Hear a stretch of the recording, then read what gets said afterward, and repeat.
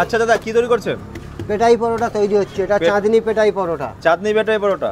আচ্ছা, কি একটা শুনেছিলাম আপনার পরোটা নাকি মানে কলঙ্ক দূর করেন? হ্যাঁ, ওই তো চাঁদের মতো গোল করি, তাই চাঁদনি পেটাই পরোটা। কিন্তু চাঁদের তো কলঙ্ক আছে, আপনি বলেন। পরোটায়ও কলঙ্ক আছে, দেখেন পুড়ে পুড়ে কলঙ্ক এসে যাচ্ছে।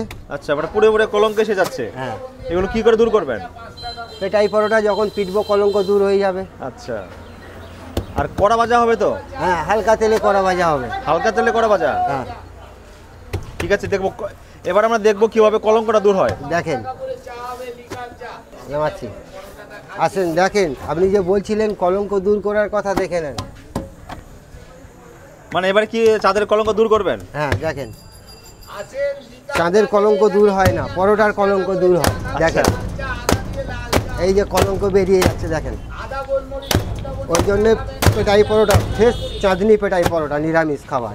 কলঙ্ক বেরিয়ে গেল, দেখেন।